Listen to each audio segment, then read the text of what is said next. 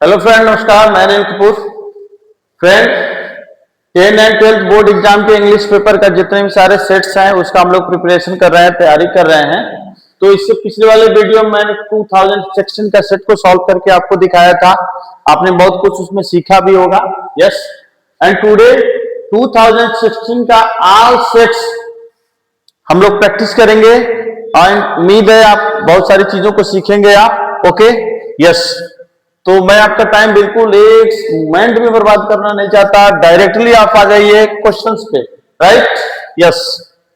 The leader said, ladies and gentleman, I am thankful to you all. तो सबसे पहले समझ लीजिए क्या है, असर्टिव सेंटेंस है। राइट। अब एक बात और ध्यान रखिएगा, अगर इस सीक्वेंस में कोई सेंटेंस आता है जिसमें ऑब्जेक्ट ना होता है, एड्रेसिंग वर्ड होता है, तो उसको एड्रेसिंग एज से उसका इनडायरेक्ट नरेशन किया जाता है। देखिए देखिए मैं बता रहा हूं। एड्रेसिंग, अच्छा किसको? लेडीज एंड जेंटलमैन कौन होते हैं? ऑडियंस होते हैं। Yes, addressing the audience,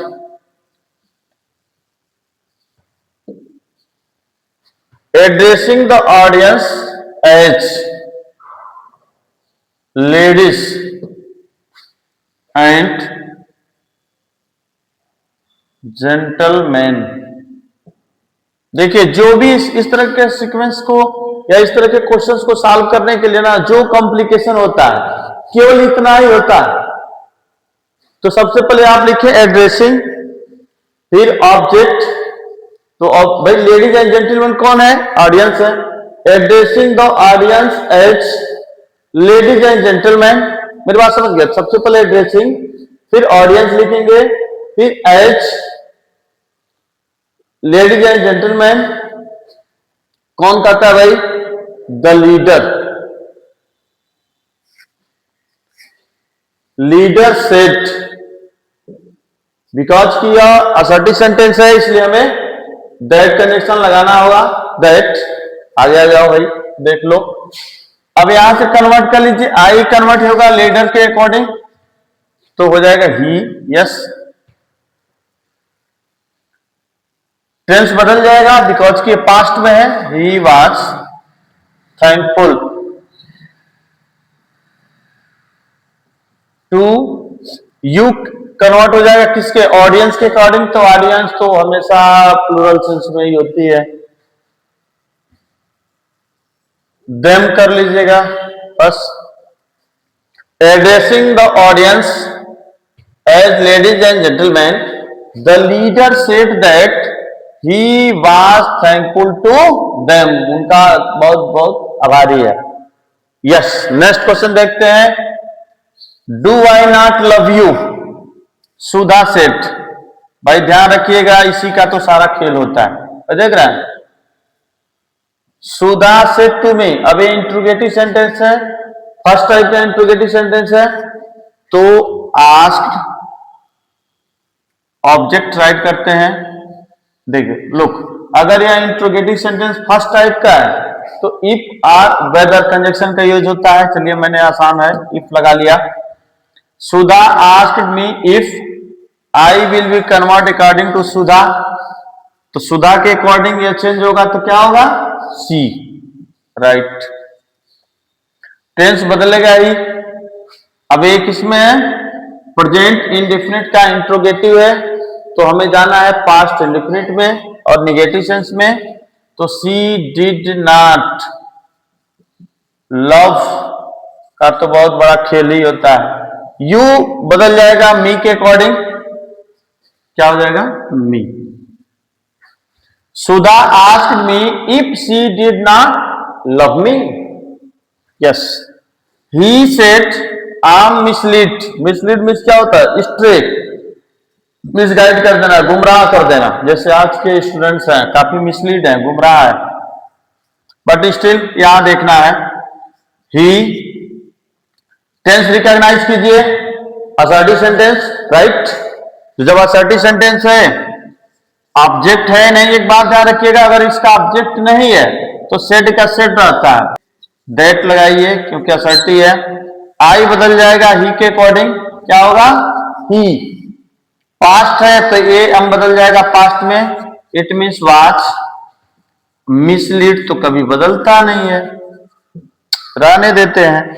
he said that he was mislead, भाई उसने कहा कि वह तो गुमराह हो गया। Okay yes.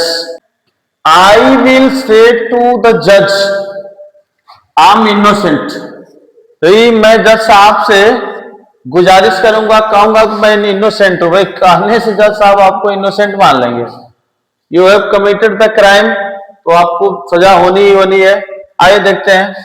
आई विल, अब देखिए यहां पर ऑब्जेक्ट दिया है तो टेल कर दीजिएगा। आई विल टेल, किससे कहूंगा भाई, जज साहब से कहूंगा। क्या कहूंगा कि, राइट। असर्टिव है तो दैट कंजक्शन लगेगा ही लगेगा, इट्स वेरी क्लियर। आई बदल जाएगा, आई के अकॉर्डिंग तो आई ही रह जाएगा। देखिएगा ये आरबी किसमें, प्रेजेंट या फ्यूचर की जब बात होती है तो आरएस बिल्कुल नहीं बदलता है। तो आई एम इनोसेंट, इनोसेंट मतलब मासूम हो, निर्दोष हो, बेगुनाह हो, right. I said to him, आरबी है, you should consider your decision. You should consider your decision क्या है, असर्टिव सेंटेंस है, सब्जेक्ट वर्ब इस ऑर्डर में है। आई ये बदल जाएगा किसमें, टोल्ड हिम, राइट। बिकॉज की यह असर्टिव सेंटेंस है इसलिए दैट कंजक्शन लगाना है। इंट्रोगेटिव होता है तो इफ और वेदर लगाना होता है, इंपरेटिव होता है तो टू लगाना होता है ना। ऑप्टेटिव होता है तो दैट लगाना होता है, एक्सक्लेमेटरी होगा तो दैट लगाना होगा। बिकॉज के असर्टिव सेंटेंस है, it means I told him. तो देखिएगा अगर ऑब्जेक्ट है तो सेट को टोल्ड में बदल देते हैं, नहीं है तो आप सेट को सेट ही लिखते हैं। I told him that, you will be change according to object, him के अकॉर्डिंग चेंज होगा तो भाई क्या हो जाएगा, ही। शुड तो कभी बदलता नहीं है, शुड तो शुड ही रहता है। कंसीडर वर्ब है तो कभी बदलना ही नहीं है यहां पर। योर डिसीजन, लुक योर बदल जाएगा किसके अकॉर्डिंग, ऑब्जेक्ट के अकॉर्डिंग। तो ये क्या है, पॉजेसिव केस है तो हिम का पॉजेसिव केस क्या होगा भाई, हिज। और डिसीजन आप समझते ही हैं, noun. I told him that he should consider his decision. आसान सा क्वेश्चन है, you can do it very easily, ऐसा नहीं है। Hurrah we have won the match, shouted the cricket team. भाई क्रिकेट टीम वालों ने खूब चिल्लाया, हुर्रा, हुर्रा मतलब हैप्पीनेस, खुशियां एक्सप्रेस करना कि हम लोग मैच जीत गए। एक बात ध्यान रखिएगा, हमेशा आरबी आरएस के सीरीज में ही क्वेश्चन नहीं पूछा जाता है। जब एग्जामिनर को थोड़ा सा उसको कॉम्प्लिकेशन बनाना होता है तो आरएस को पहले दे देता है, आरबी को पहले बाद में देता है। बट डोंट वरी, आप आरबी को पहले कर लीजिए। देखिए द क्रिकेट टीम, राइट करते हैं, आइए। द क्रिकेट टीम, पहले के जमाने में लोग क्रिकेट के बहुत अधिक दीवाना होते थे फॉर प्लेइंग, खेलने के लिए। आज के लोग रील्स पे दीवाना है तो अभी क्या ही खाना है। द क्रिकेट टीम, अब देखिएगा शाउटेड और यहां है हुर्रा जो एक हैप्पीनेस को एक्सप्रेस कर रहा है, तो आप यहां कर लीजिए एक्सक्लेम्ड। और जब हुर्रा हो तो एक्सक्लेम्ड विद डिलाइट या एक्सक्लेम्ड विद जॉय, कुछ भी कर लो भाई, हैप्पीनेस लगा लो। दैट, दैट क्यों लगाएंगे, बिकॉज जबकि कंजक्शन है यहां पे। अब यहां से कर लें, we have won the match, that आ जाओ भाई, देखो यहां वी बदल जाएगा द क्रिकेट टीम के अकॉर्डिंग, मतलब प्लेयर्स के according, means they, right. Have, had. अब यहां से आप चाहो तो कट पेस्ट कर लो या समझ लो, won the match. Okay, the cricket team exclaimed with joy that they had won the match. आप इसको ऐसे भी कर सकते हैं, the cricket team shouted with Joy that they had won the match, right? He said good morning friends, how are you? जो questions आते हैं बच्चे तो पहले ही अधिक डर जाते हैं, क्योंकि एक वर्ड एक सेंस यहाँ मिलता है और एक सेंस यहाँ आ जाता है ऐसे। बट डोंट वरी, डरने की जरूरत बिल्कुल नहीं है। आइए देखते हैं, पहले आप इसको कन्वर्ट कर लीजिए। He said good morning friends, इस क्लास को कन्वर्ट कर लीजिए। जब गुड मॉर्निंग कहिएगा तो विश्ड होगा, गुड आफ्टरनून कहिएगा विश्ड होगा, गुड इवनिंग कहेंगे विश्ड होगा, नमस्ते हाय हेलो सलाम कहिएगा तो विश्ड होगा, लेकिन जब गुड नाइट कर दीजिएगा तो बेड होगा। ही wished good morning,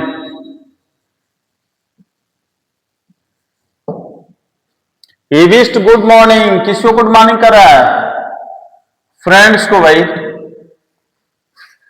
He wished good morning to friends, आप इसको ऐसे भी राइट कर सकते हो, He wished friends good morning, He wished good morning to friends।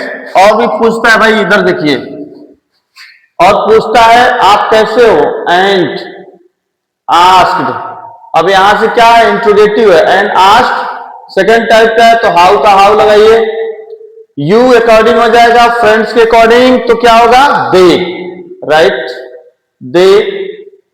अब ये बदल जाएगा भाई, were. He wished good morning to friends and asked how they were, भाई उनको गुड मॉर्निंग कहा और पूछा ठीक ठाक हो या नहीं हो। नेक्स्ट देखते हैं, the teacher said the sun sets in the west. आइए पहले लिखते हैं, द टीचर को टीचर लिखते हैं, द टीचर ऑब्जेक्ट है, नहीं है, सेट का सेट लिखिए, राइट। अब दैट लगाने के बाद अब जरा इनको विचार कर लेते हैं। The sun sets in the west और एक आता है the sun rises in the east.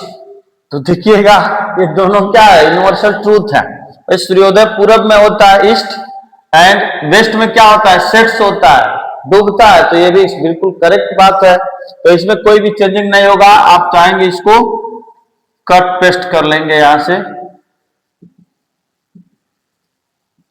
एक बार फ्रेंड बोर्ड एग्जाम में the sun rises in the west, ध्यान रखिएगा, the sun rises in the west दे दिया था, एंड देन बहुत सारे बच्चे कंफ्यूज हो गए थे। तो भाई कंफ्यूजन ना हो, थोड़ा सा इसके सीक्वेंस को समझने की कोशिश कीजिए। After then have to conversion, तब आप इसका ट्रांसफॉर्मेशन करिए। नहीं तो ये क्या होता है ना, लोगों और बच्चे स्टूडेंट्स के माइंड में पूरी तरह से सेटअप होता है, तो जैसे मिलता है वैसे उसको सॉल्व करना शुरू करते हैं। तो before solving you must think about कि क्या यूनिवर्सल ट्रूथ तो नहीं है, नहीं है तो उसके अकॉर्डिंग आप चेंज करिए, right. She said alas how foolish I have been, कितना बड़ा मूर्ख हो भाई। सी लगाइए, अलास की बात है तो रिपोर्टिंग वर्ब को एक्सक्लेम्ड विद ग्रीफ, एक्सक्लेम्ड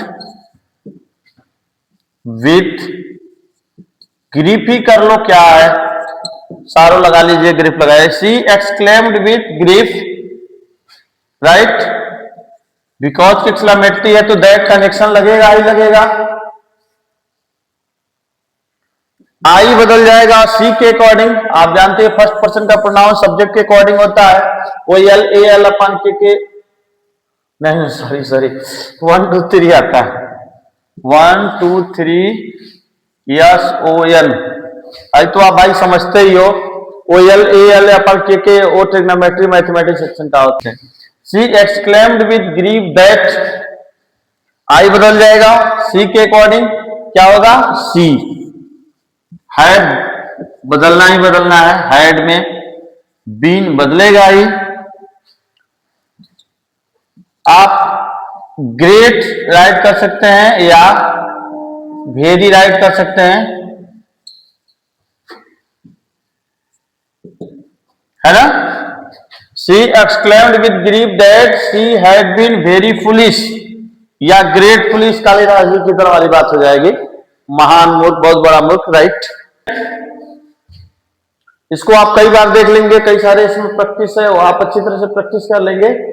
उम्मीद है कि आप इसमें से बहुत कुछ सीखे होंगे। इस तरह के क्वेश्चंस जनरली बोर्ड एग्जाम में पूछे भी जाते हैं, बहुत अधिक कॉम्प्लिकेशन नहीं होता है, but you need a lot of practice to gain the marks. तो इसलिए हमें प्रैक्टिस करना ही होता है। तो होपली वीडियो आपको पसंद आई होगी। इनकेस ये वीडियो अगर आपको पसंद आती है तो प्लीज लाइक करें, सब्सक्राइब करें, कमेंट करें। ओके, और फ्रेंड आप जुड़े रहिए, इंग्लिश का बिल्कुल हम लोग गर्दा उड़ा देंगे। बिलीव मी कि आप बहुत अच्छा गेनिंग करेंगे। हाँ, आप अपनी हैंड राइटिंग ठीक कर लीजिए और थोड़ा सा ट्रांसलेशन की जानकारी रखिए। Okay, thank you.